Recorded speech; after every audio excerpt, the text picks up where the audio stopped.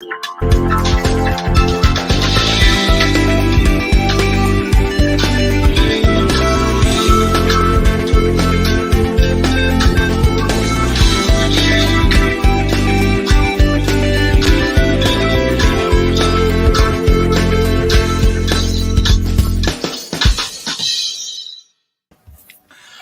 everyone. Today we have our another new episode, and this episode is very important because we will discuss about industrializations, as well as we will discuss about how we can different kind of initiative after this pandemic. So we have our world famous speaker, Professor Rob, Professor Wolfgang, Mr. James Eid, and Mr. Hamza.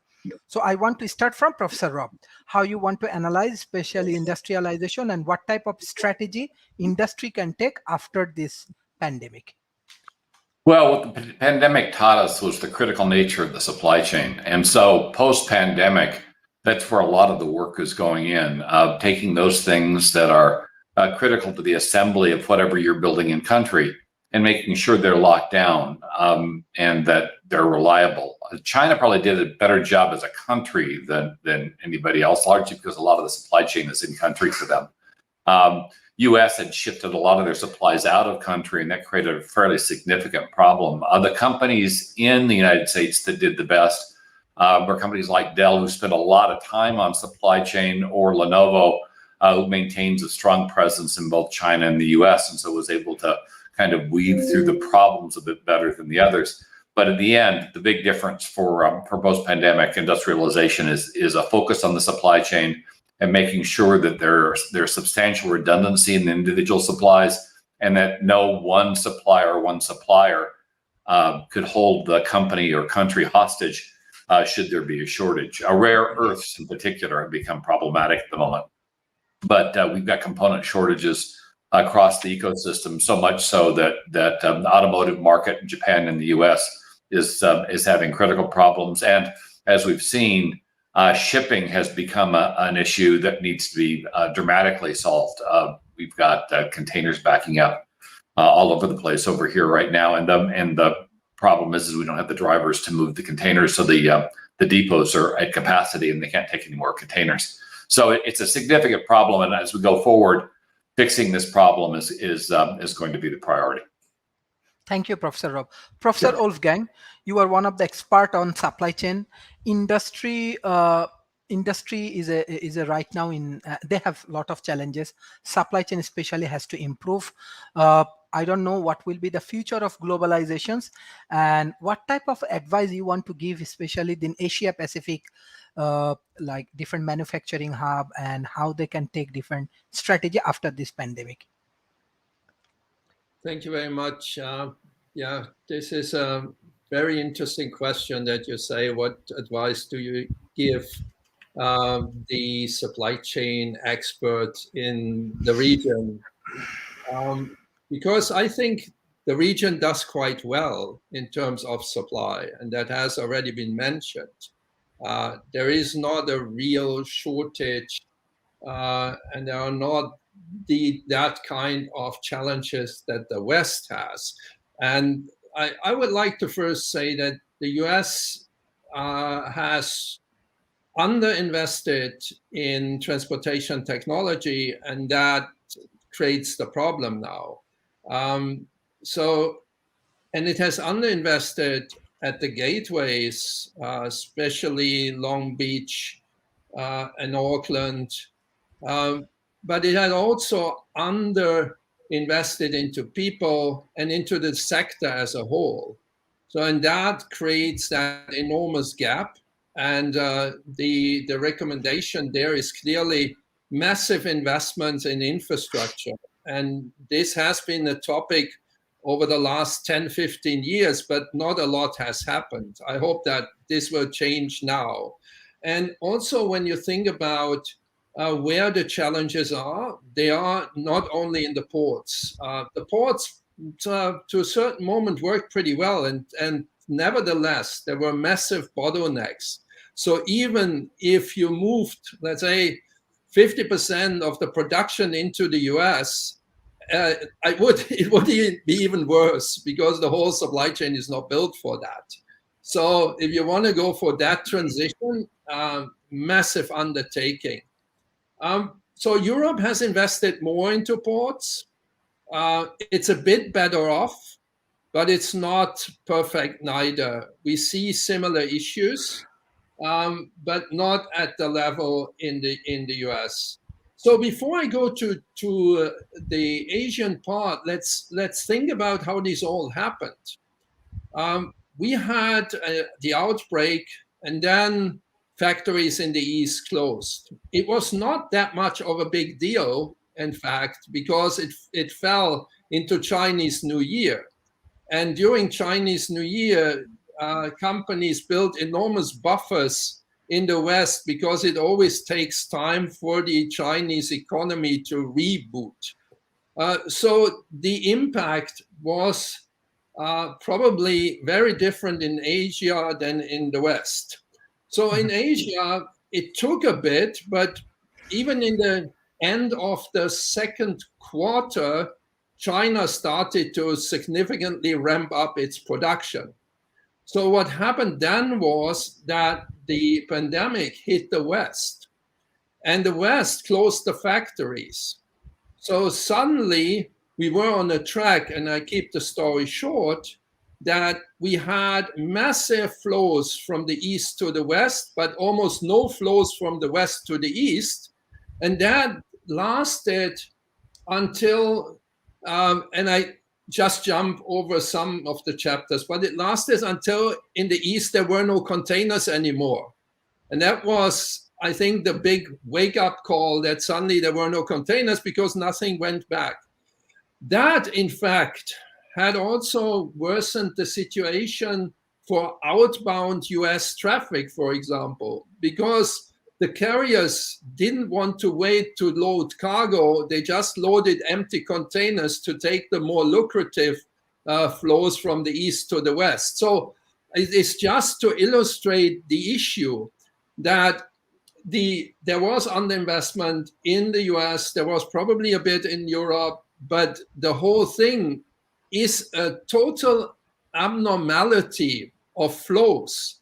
And this has been predicted already in the first quarter last year, that yes, we can pull the plug easily, but to restart the engine in a synchronized way will be an enormous task. And so part of the solution is that we resynchronize the global supply chain, whatever that means. I don't have a good recommendation, but that is something we should reflect on. On the Asia region, I think that Asia should continue what Asia did the last 10, 15 years, build an Asia platform, focus on more or less an Asia first strategy, while keeping good relationships with the non-Asian countries.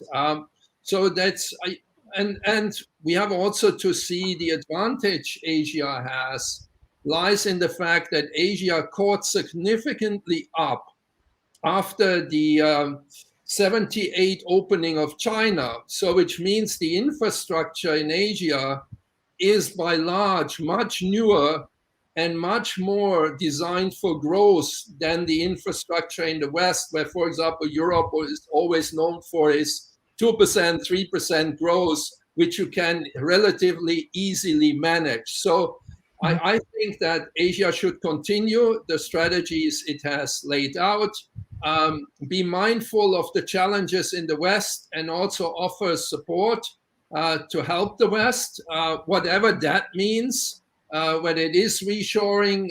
It's one of my hot topics. I can talk about that quite a bit. But I think for me, the overarching recommendation is collaboration, collaboration, and collaboration, because supply chain is a team play.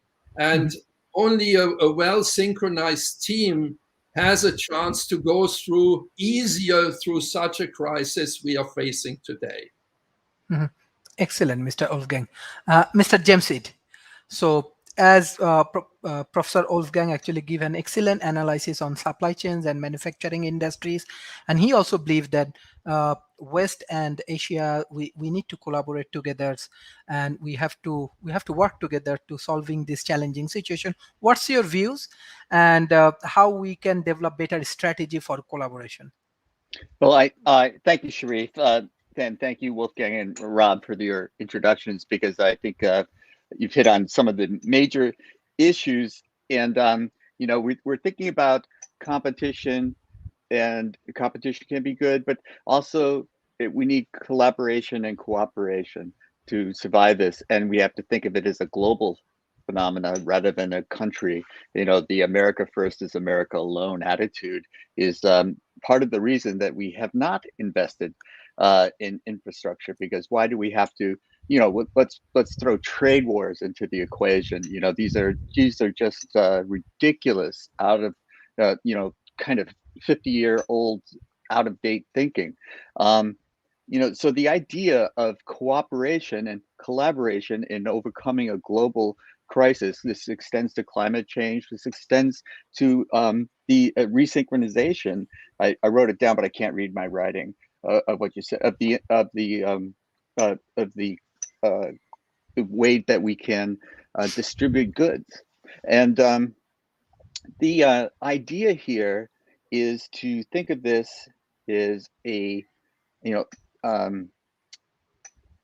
multinational problem, because we have which based in ignorance or prejudice or whatever it is, but we have this idea that in America that, well, we're paying the people to stay home. No, this is not what we're doing. We're allowing people to live lives of quiet dignity during the pandemic.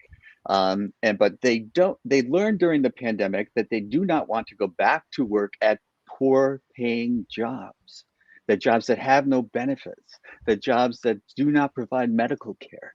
These are the types of things that we're struggling with as a country now in the United States. We have to rethink how we approach these things. We must offer jobs that people are now willing, because their mindset has changed. They're no longer to put up with the terrible jobs. It's not in anyone's best interest to support coal miners going down into the earth, getting black lung disease, and these are terrible jobs. We don't want to support them. We want to think in the future. So we must rethink this. But how do we synchronize the distribution systems? This is an incredibly difficult question, but the first part, I think that Wolfgang really hit on it. The United States is way far behind in working on its infrastructure. Most of these bottlenecks can be described as infrastructure failures. And Rob pointed out a couple of companies that have done a really good job of doing it. So it can be done, but what we really have to think of is that it's a priority, so that even companies that aren't really on top of it can still do it. Don't make it almost impossible. Don't make it the exceptional company that can do it. Make it so that the average company can do it. So the distribution system has to be more logical, more systematic, and the infrastructure has to be there to support it. Whether it's in the ports or the highways, our bridges are collapsing. These are just ridiculous things in this day and age to be experiencing. And it's because our political will is not there to solve these problems. Until our country, we allowed industry to dump water into our waste into our rivers until they caught fire. So what are we waiting for? Something to start burning, the oceans to start burning before we take action? But this is the idea here, is to cooperate and collaborate with other countries. And of course, if you have an authoritarian regime, you can respond to emergencies better than a democratic regime can, because the democracies are messy. There's no question about it. But if we had been thinking about this and had the political will to act, we would have been putting tremendous amount of money and effort and design into our infrastructure. And even now, we have infrastructure, a bill pending that is in danger of being blown up because we want to, for various reasons, but There's all sorts of political reasons behind it, but even now, when we have, after the pandemic, when we see this distribution failure, we're having trouble getting the votes necessary in Congress to pass an infrastructure bill. It's mind-numbingly stupid of the United States to be, playing political games with something that is so critical to solve. We must solve these problems. And I think that we also have to think not about just the United States alone, but how do we work with China to get this distribution system so that everybody wins. Not everybody has to, we can compete on an even playing field. We can compete, with a small advantage here, but the inequity that's going on right now, Asia's infrastructure, you go to an airport in Asia and you go to an airport in the United States and you go, whoa, what's going on here? This is a very different experience. So I think infrastructure is a big part of solving this, and buckle up, because the economic disruption will be there. Jobs that people are clinging to now will go away, but there will be new jobs. There are so many jobs will be produced by trying to build our infrastructure here in the United States, and they must be built with the mindset of how does this help the global economic system work. Thanks, Sharif. Great topic. Thank you, Mr. Jamsid. Mr. Hamza, can you unmute, please? Yes. I think this is your first time you join in World Talent Economy Forum. So what's your view about industrializations and what type of initiative the industry can take right now after this pandemic situation? Mr. Hamza, can you hear me? I think his connection might be just, he's frozen right now. Yeah. I'm sorry about that. In that, Professor Rob, you are giving a very good explanations on industrializations, and Professor Wolfgang actually being very important point, especially Asia and developed nations, how they can collaborate more, and what type of initiative actually both of the parts, like Western part of the world and the Asian part of the world, they can take for this kind of industrial collaborations. And when we think about industrial collaborations, yes, we have to think about technology, we have to think about innovations as well as investment, how this system actually work, how we can work together. If I can go first, Rob. Oh, go ahead. Yeah, because I have to leave in a few minutes, and if you look at the synchronization of supply chain networks, I think we need to work on international level on the new theme, and the new theme is not anymore how to fight COVID. For me, that's already gone. It's how to ensure that the post-COVID time, whatever that means, but that we get out of that better than we got into it, and in a better place, that we are in a better place than where we are today. This would mean that we have to find common themes, and James has already put something on the table. I believe that, for example, Europe and in particular China could work on let's say international Green Deal kind of concept, and probably the US may join that as well. And to define cross-cutting themes, and I don't want to be, let's say, kind of pessimistic, but COVID is one thing, climate change is the next one. So we need to work on this. And then there are tools for that. We have bilateral agreements, we have bilateral trade agreements, we can amend existing trade agreements. And I think everybody has to give something in. China has to give in some more level playing field. We know that the more centralized system has economic advantages, and they have to be compensated in one way or the other. And the West has also to give in and say, okay, we give a bit more flexibility and a bit more credit to other things in China. and credit to their ability and their effort to do something about climate change. So because they can implement much faster than anybody else. We have to see how we get other allies like the Japanese, the Koreans, etc. And as always, it will be a lot about diplomacy, but diplomacy is both sides, right? I'm not saying that it will all be harmony, etc. But the recommendation is revisit the international tools which we are having to put in global programs like COP into place. Maybe we need a COP for the reboost and the resynchronization. What can companies do? Companies can work with their governments. Companies can lobby that more international collaboration is needed, and a lot do this.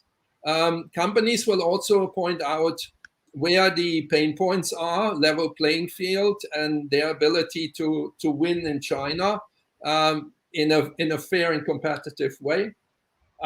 So that's what companies can do. We haven't touched upon digitization. When we talk about synchronization, of course, a lot can be done with much more transparency and data. This in fact, is just putting more speed to a fast running train, which is digitization. We all know that digitization got a push through COVID-19, but we need also to think about that on a global perspective. And what we see when we speak about the China Western discussion, I don't want to call it more than that. The risk is that we get much more frictions into the system than synchronization. So we have to rethink that as well. It will not be good to just say, okay, we cut off China, and we had discussions like that, and then everything will come to the West, and we do everything in the West. That will not fly. So I think it's about that. It's about finding our common themes. Industry leader should work closer with governments, which became more difficult with COVID. In the old days, we had series of meetings, we had series of conferences. All this is significantly reduced. That has not been replaced through Zoom dialogue or Teams dialogue. So we need to also see how can we get that machine, the platforms of communication, back into place. And some of that can be digital. I'm all in it and for it. But we need to find a bit more systematic approach to that. Then convert it into global agreements and think about the importance of data. And then, of course, what we had before, investments in infrastructure. But for me, this is almost a no-brainer, and I hope it will happen. But that's how I see it. Maybe a last point is the investment in people.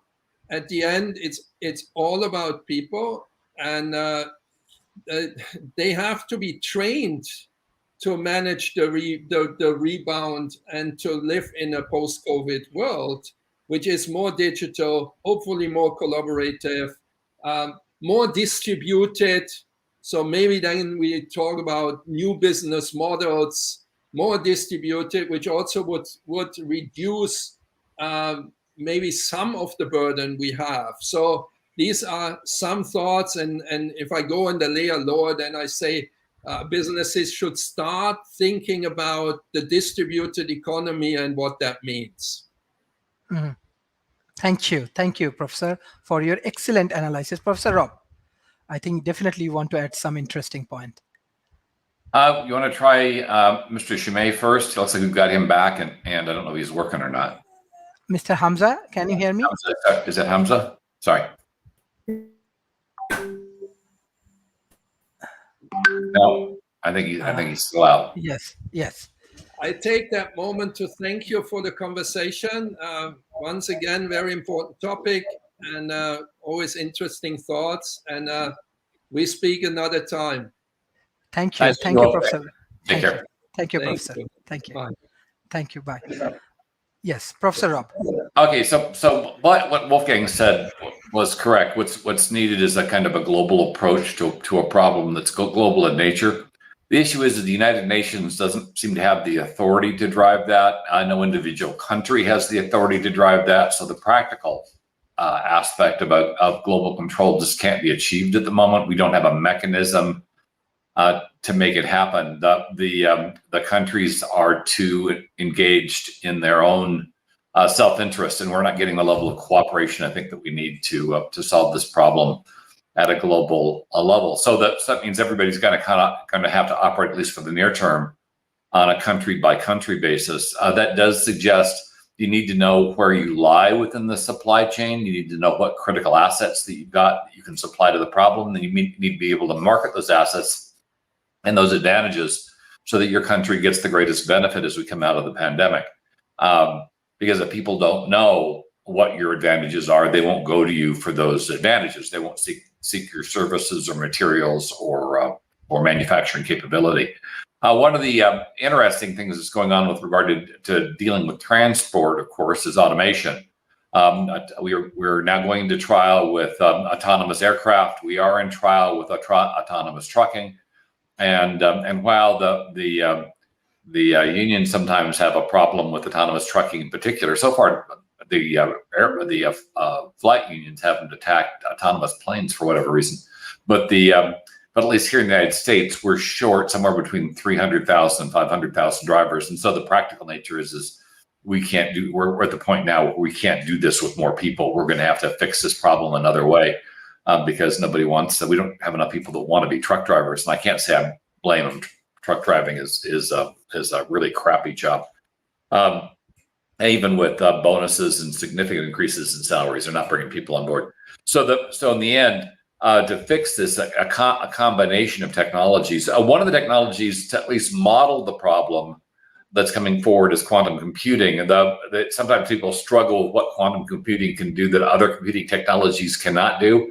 And what quantum computing can do is they can take extremely complex models and then get actionable information out of them. The more complex the model, the more the quantum computer shines. We don't quite have working quantum computers yet, but we do have quantum computers working under emulation at the moment, and we're getting close. China, in particular, is saying that they may have crossed the threshold of making quantum computers useful. So there is a reasonable chance that may be a regional advantage that China will have in terms of being able to model these problems and then using that modeling to mitigate the impact of them on that geography. But every country should be investing in, to some degree, at least understanding that what quantum computers can do, because when it comes to national and particularly global logistics, quantum computers are ideally suited for that kind of a problem and can at least point out or identify the problem flow areas that need to be addressed, and then you can properly prioritize them and resource them. But in the end, while what Wolfgang said was absolutely correct, we need a global solution to this problem. Until we have a mechanism to provide that global solution, the countries are going to have to deal with this regionally. Thank you, Professor. Mr. Hamza, can you hear me? I think you can close your video, and with your audio, you can try. Can you hear me, Mr. Hamza?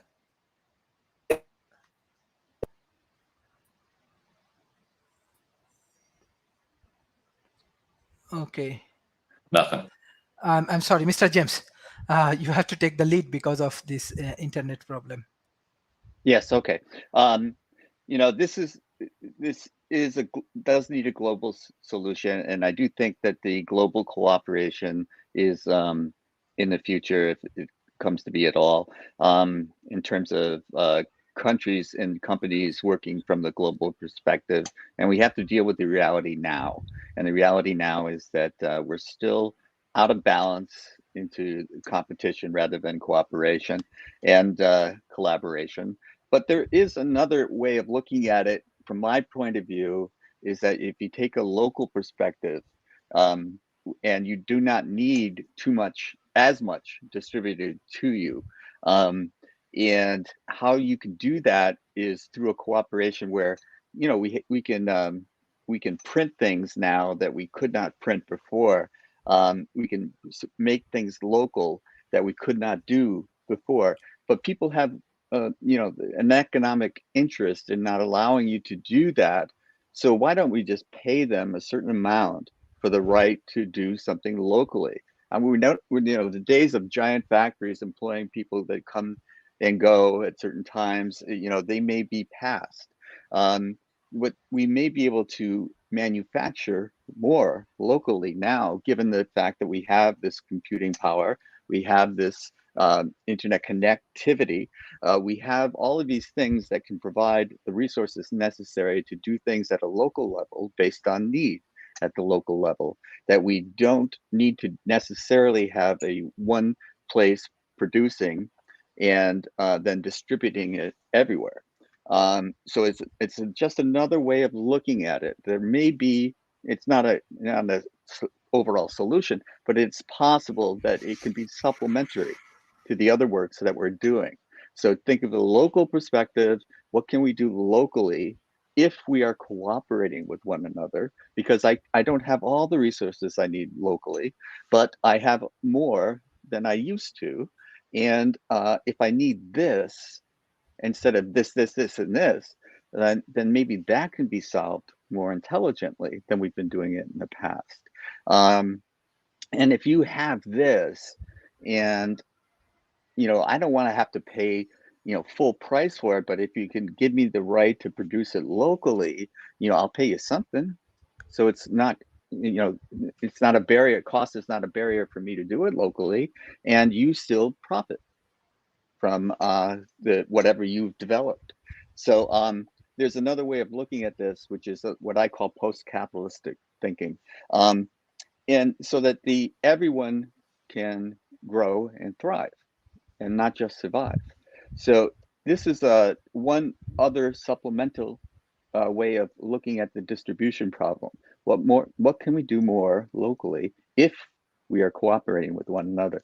But the essential problem we have right now, which must be dealt with, is infrastructure. And I couldn't agree more with the idea that you can't. The idea is not that these truckers want to stay home; it's that they don't want to drive trucks. And because if you know any truckers, man, they were you don't go to their headquarters, or not their headquarters, but the place, there's cocaine and meth that are available, because you can't do that job unless you're got some artificial stimulation. And it's just a sad state of affairs. So we don't want to necessarily increase the motivation to do bad jobs.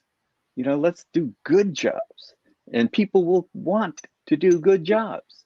And if they're compensated adequately and they have the necessary benefits, that they can take care of their family, they can have a roof over their head to shelter from the storm, and they can have medical costs taken care of so that they aren't bankrupted when they get sick. These are the types of things that we can do if we put our minds to it. We lack the political will right now. People are always now blaming others for the problems. And we've got to get past the blame game. And we've got to start thinking, what can we do for each other? And these problems that we are having now between the East and the West do not have to exist 20 years from now, if we are saying, what can we do for you and what can you do for us? But if we keep pointing fingers at each other and saying, you're bad, then we'll never get anywhere. So we have to get I always say, start with yourself. What are you doing for others?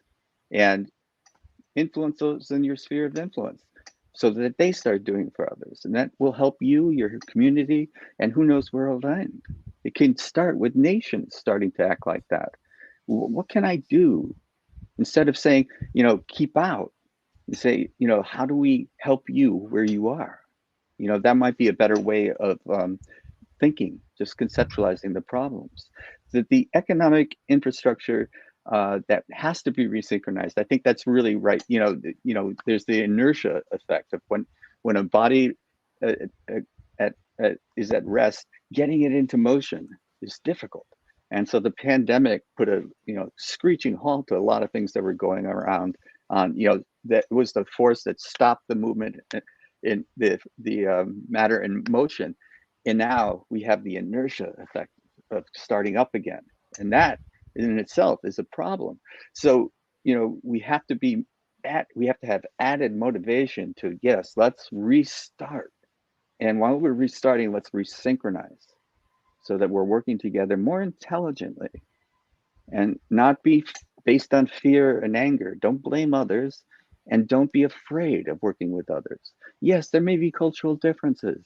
Yes, there may be, economic differences. Yes, there may be different philosophies of government, but there's no reason not to work together. And if we work together, we'll solve more problems than we'll cause. But if we're working against each other, it doesn't matter how good we are. We're all going to fail. Thanks, Sharif. Thank you. Professor Rob, I have a specific question when we discuss about manufacturing and industrializations. So like USA has a lot of big corporation, especially they are developing different new innovative industries and other things. And USA definitely has very good research center.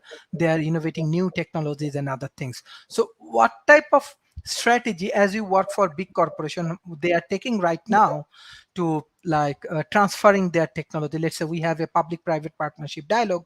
Our major objective, the transferring the technology from developed nations to developing nations, or engage with this ecosystem, how it's work, or what type of, as you are a strategy expert, what type of strategy they are taking in this post-pandemic situations to engage with this Asian community? Well, generally engagement's driven by need. So when you have a specific need that can be better handled in a different geography, they've been willing, at least in the past, to explore working with that geography to make that happen. I think the pandemic, to a certain extent, has set that back a bit because the companies are now a bit more concerned about control over the supply chain and have discovered that control over what's happening in a foreign country is iffy at best, and the issues with regard to the unevenness of the vaccine rollout in emerging countries, in particular, has been problematic because if those countries can't produce, then you can't deliver your products. The overarching strategy that's being talked about right now is the shift from a consumption-based market model to a services-based market model and reuse. That's forcing these companies to redesign their products so they aren't as disposable, so that you'll repair them in place, you'll pay for them over time. And very much it's kind of at least in the technology market, it's very much a return to the old IBM model where nothing is sold, it's all provided as a service. And then it shifts the impetus from convincing people that whatever it is they bought is now obsolete and they need to replace it, to just making sure whatever they bought lasts as long as possible and is upgraded and is as efficient as possible throughout a much longer useful life. And if you can keep stuff in place a lot longer, then you don't have the distribution problems that you have if you've got a replacement society, because in effect you're not cycling stuff off into landfills or into the ocean as aggressively, and not only is the end benefit good for the environment, but it lowers the dependencies that you have on the supply chain because you're not building as much stuff. So you're solving the problem at the front end as opposed to at the back end by reducing consumption. And since consumption leads to waste, it does have a circular benefit.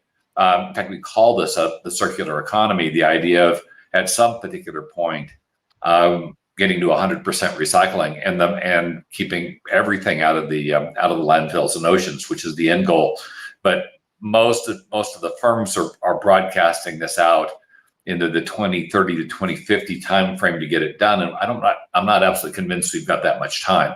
But the goal is to address the problem in a very overarching manner in terms of trying to move to designs, capabilities, and services that allow you to leave stuff in place and lower your manufacturing need, And so you're mostly servicing stuff in place. And as I say, it's got a huge beneficial impact on the economy. One of the interesting things that's going on right now, as a side comment, because sometimes when you move from one model to another, those invested in the old model fight you tooth and nail because that's how their revenue is generated.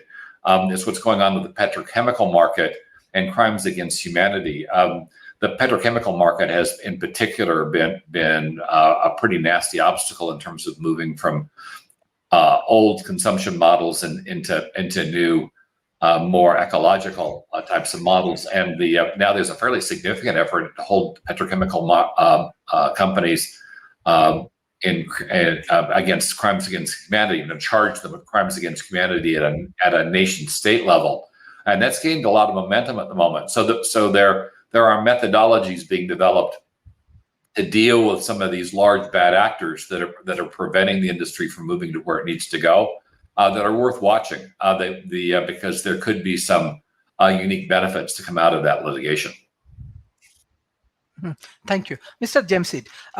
Like as we are discussing about post-pandemic different strategy and other thing, but my question is that as right now economy has a lot of challenges and recession, and if industry has to move forward, they have to invest or they have to bring more money for their developments.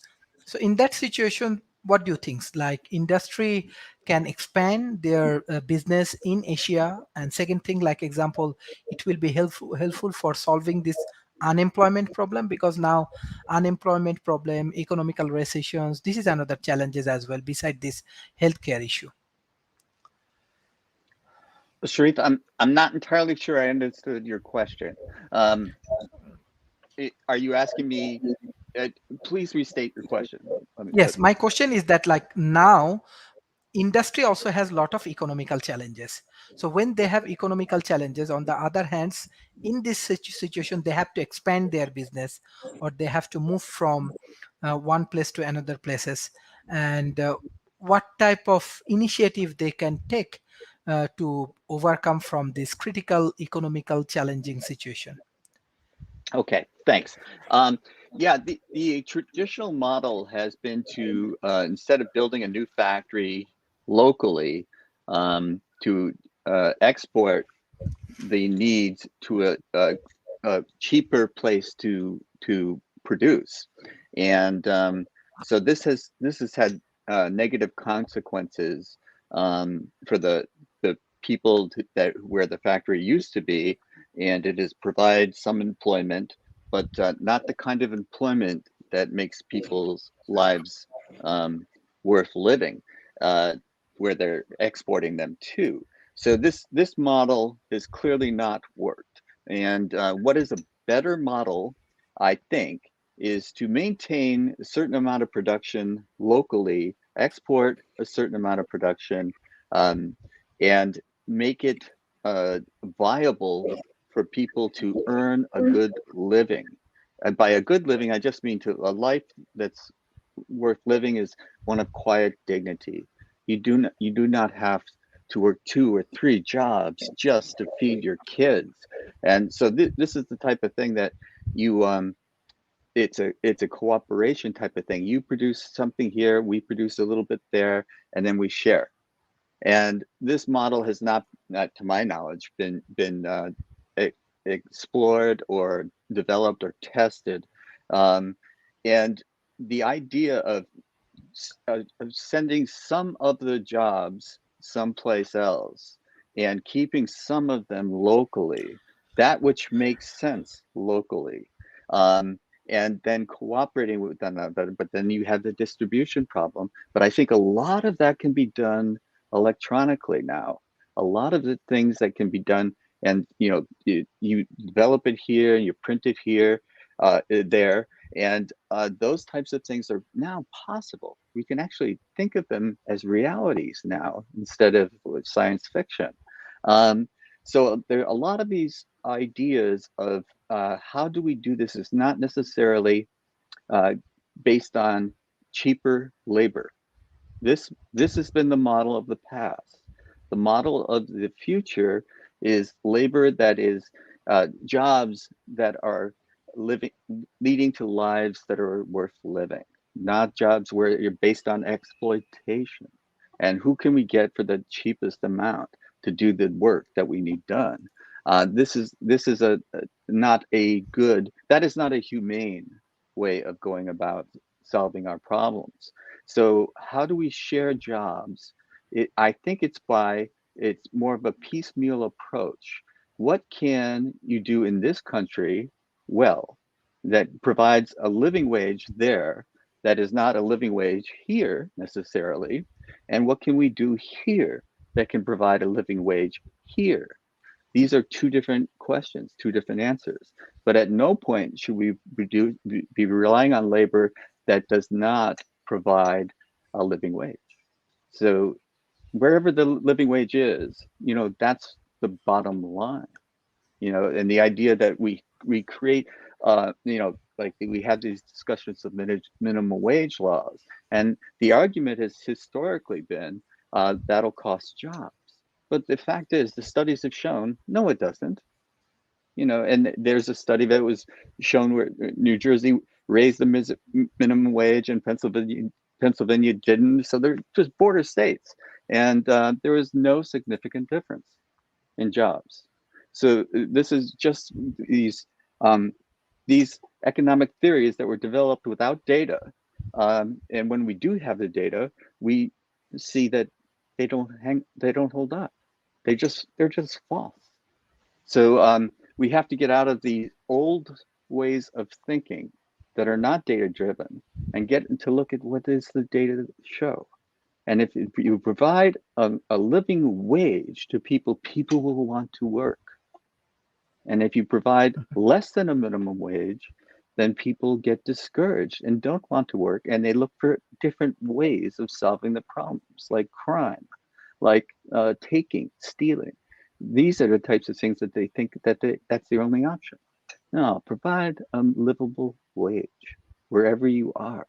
And this can be done in countries that are a livable wage is a minuscule part of what is a livable wage in New York City and Manhattan. But this is why we have to think about this as globally. If we make these decisions based on what can you do locally and provide livable wages, then you will make a better decision, a more humane decision, and a more sustainable decision about where the work should be done and what work should be done where. And I think that there's plenty to go around, because one of the things the pandemic has taught us is that not all work has to be centralized. People do not have to go to an office building in downtown to do their work. People can do it remotely. People can go to remote locations. I'm going to pick on Idaho. They can go to Idaho and still be productive in their company, which may be a mega company. So I think that the opportunities are there to exploit resources that didn't exist in the past, that weren't possible. There were science fiction in the past. They're here now, and we can use them and utilize them. But we must do it with intelligence and planning, and it must be data-driven rather than theoretical driven. Thanks, Sharif. Thank you. Professor Rob, one of the important aspects, industrial research. I believe that USA is one of the best place for industrial research and industrial innovation. For our audience, if you share a few of your experience about industrial research, especially product innovations, I think it will be helpful for our youth and for our industry. Well, for the older companies, they've developed labs over time where a lot of this stuff is done. For IBM, for instance, Ahmed Labs was pretty much famous for the research that they did on technologies that weren't directly related to IBM, but had significant impact on IBM's ability to do business in foreign countries or geographies. For instance, they had a significant effort to develop low-cost ways to clean water, recognizing that if you didn't have clean water in a particular area, then you're not setting up a factory or plant in that area. Even a sales office is kind of problematic. So the lab approach is probably the traditional way to do it. Other companies, younger companies like, say, Intel, sets up partnerships with universities. Their dedicated lab is far smaller, but their collaborative lab effort is actually quite a bit larger because they're embedded in a number of technical universities across the country. So it depends on the resources that the company has available. Some companies don't do a lot of really forward-looking research. They can tend to tag along behind their larger competitors, slipstreaming the efforts of the larger firms. When you're plowing the fields, that comes with a certain amount of cost in terms of getting the resulting product or service to market. And younger companies often like to slipstream that because they don't have the money to do the core research, but clearly got issues with regard to violating patents and intellectual property that come up every once in a while. As it's relatively hard to. Sometimes it can be harder to be a fast follower than it is to be a leader, because at least when you're a leader, you have an idea what the hell the goal is, and if you're a fast follower, you're taking your direction from your competitor, which can be problematic if you guess wrong. So that's kind of it. That's where a lot of the effort is focused is on these different lab models to approach long-term planning against critical need.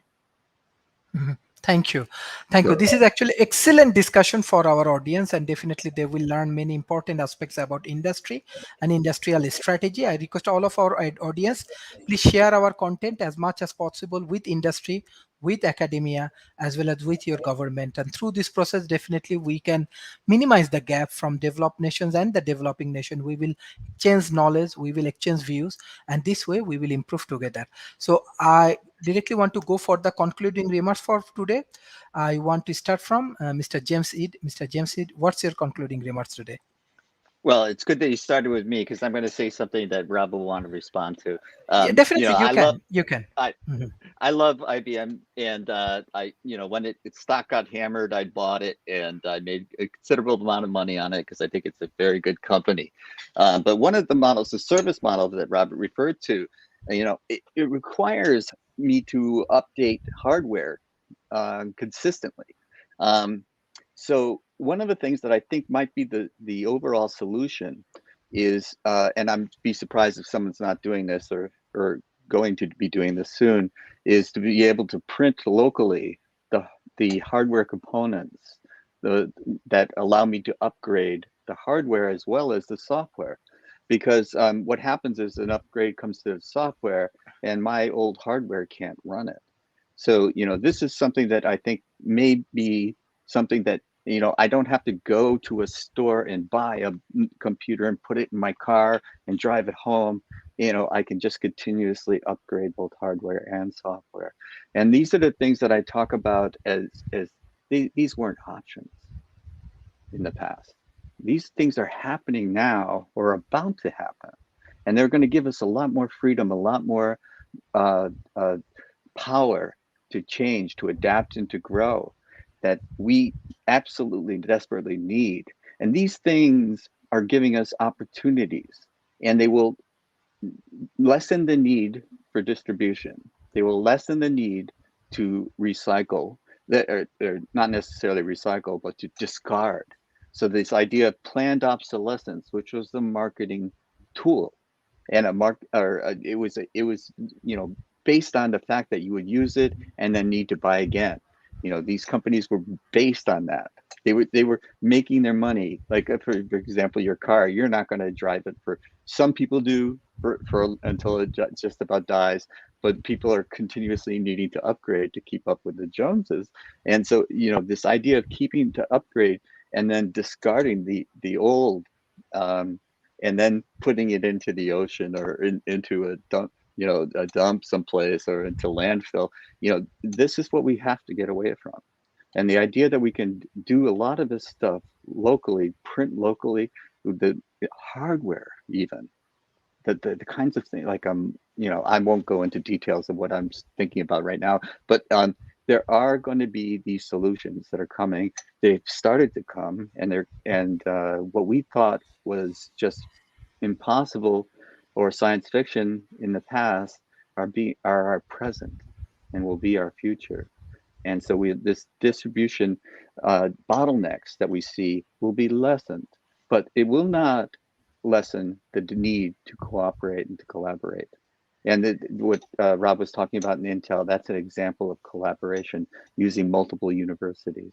And this is the idea of the future, not the past, where we do it all in-house and we don't share, we hoard our information, and then we charge extra for it. You know, that's the model of the past, and it won't help us survive and thrive in the future. Thanks, Sharif. Wonderful show. Thank you. Thank you. Thank you. Professor Rob, what's your concluding remarks? Well, so I mentioned quantum computing as a technology to watch to understand the dynamic of logistics at a global scale, and certainly planning at a national or global scale. That's going to be a critical set of skills as we go forward. James brought up additive manufacturing, 3D printing. That truly is a game changer. It's kind of interesting that where it's really made the inroads of late is in the automotive market, where they're using it pretty heavily, particularly in the aftermarket at the moment. But you could certainly see a situation where as we move to being able to print complex products, and we're at the cusp of that, we can print colors now, we can print products that are production ready. We can move beyond metal sintering, which was an earlier metal 3D printing technology that was wicked expensive, to something that's far more affordable. And then being able to 3D print complex products with embedded electronics. That's kind of the next wave we're looking for. Hewlett-Packard is the big company that I follow that is tied at the hip to this particular industry, and certainly worth watching and looking towards that. Another technology to look at as the concept of narcology. As we go through this post-pandemic climate change world, being able to secure your workforce may be as important as being able to train it. Because we are going to have economic and geopolitical upheavals. And if you can't protect the workforce, you won't be trusted as a manufacturing partner. And the concept of narcology, where you put the workforce and the manufacturing site together in a single construct, along with all the support industries, and then secure it, may be the way that you'll do that. Because if you've got a distributed workforce, I'm watching in particular what's going on with Haiti and the post-hurricane world, the nightmare that they're living through. They can't secure any part of that country at the moment, and the end result is things are getting a lot worse there, far faster than I think anybody realized. And so being able to structure little islands that can be protected, and so your economy can be better secured, whether it's a pandemic or upheaval or a climate event. I think is going to be increasingly important, particularly if you're in an emerging market or an emerging economy. In the end, countries need to put in place long-term plans to deal with what we know is going to be the changing environment going forward, and restructuring how they deal with their people, their existing manufacturing capacity, and particularly farming. We mentioned clean water earlier, but food and water are probably going to be the critical resources to secure as we go into this next age, because those countries that can't secure those resources are going to experience a significant amount of upheaval and geopolitical pain. So understanding what's coming and planning for it now, as opposed to the typical way of waiting till it hits and then trying to deal with it after the fact, would probably differentiate those regions that are successful from those that are not. Excellent, Professor Rob and Mr. Jamsid, for your excellent analysis. Especially, we learned that how we can take different kind of strategy, how we can collaborate, develop world and the Asian communities. And beside that, we have to invent more technology. We have to invest for research and innovation. Beside that, we have to make long-term plan for the industrializations. And definitely, we need to go for collaborate. That is the way of success. So, World Talent Economy Forum actually work on that particular area with this public-private partnership with Climate Change Department in Malaysia. Perhaps this is one of the largest public-private partnership dialogue. And beside that, we are actually developing different kind of blueprint for the developing nations, not only for Malaysia, Bangladesh, India, and many other countries. Still, we are working with university, with corporations, as well as the startup ecosystem. The people, those who want to engage with World Talent Economy Forum, we have our excellent board of advisor, scientific committee. We have our representative in different countries. We love love to go for more collaboration, and I'm sure our speakers, our guests, and our board of advisors, they are really happy to serve for different national aspects. So World Talent Economy Forum, we are happy to serve for the different nationalities. So thank you for excellent contribution, Professor Rob and Mr. James Ed.